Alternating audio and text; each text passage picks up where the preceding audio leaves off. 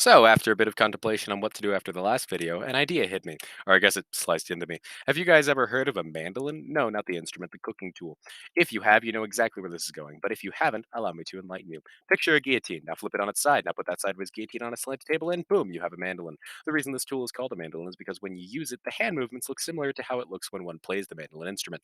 And if my description is not good enough for you, here's exactly what it looks like. And yes, I'm very aware that I could have shown you that from the very start.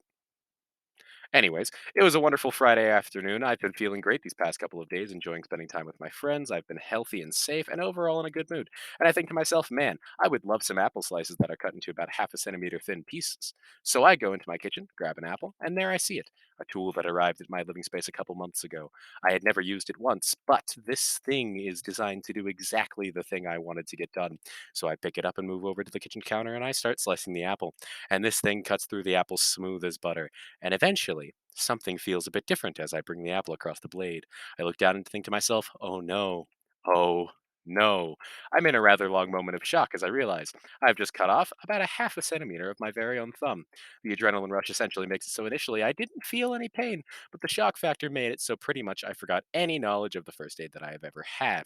So the first thing I do is I run over to the sink and start running water over the wound, which is fine. Normally you want to clean the wound first anyways, but then for some stupid reason, I went, ah, yes, I need a band aid, because a band aid will instantly heal the missing part of my thumb. After messing around with the first aid kit for a bit, I realized, dang, I can't get this open given that I am missing a portion of my thumb. So I rush back to the sink, still in an intense panic, and then I realize, wait, there's an actual adult in my house who can help me with this. So I yell over to him, trying to get him down here to help me, without specifying exactly what happened, might I add, and he comes down and quickly sees the blood all over the place.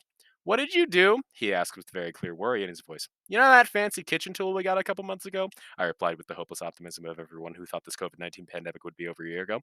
We tried a couple things after that, possibly cleaning it ourselves, putting pressure on it, and elevating my hand. And while we are putting pressure on the wound, I am yelling in pure agony. This is causing so much pain. And in the midst of pain yelling, we hear the doorbell ring. As a bit of context, every Friday the people of my house order a pizza and watch a movie together.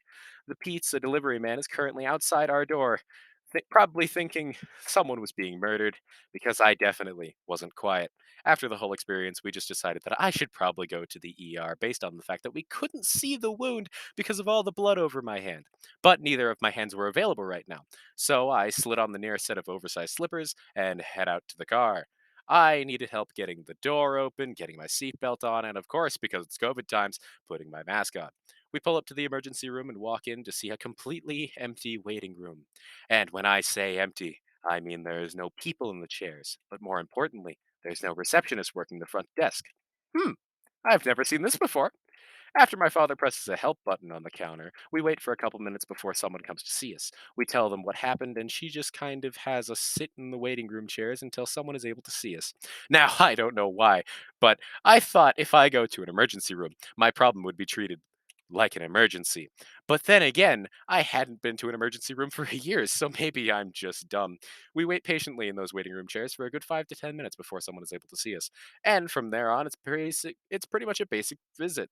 Medical history, small talk, numbing, cleaning, and even an x ray because they had to make sure I didn't slice into the bone. And after about an hour and 45 minutes of that, I was discharged and able to go home. Now, when I got home, it was pretty chill. The lidocaine, also known as funny numbing stuff, hasn't worn off yet. My thumb and a portion of my hand is all wrapped up in a very thick bandage.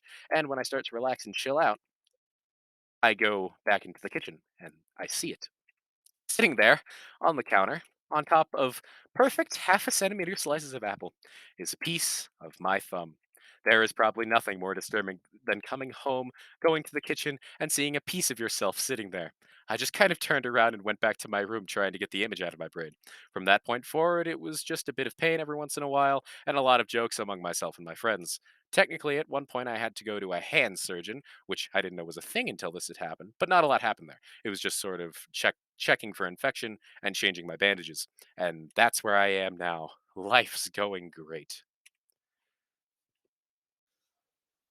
I realized after recording this that I hadn't got rid of my mouse or the little recording thingy at the bottom of my screen, but this is the best take I had, so sorry, I guess.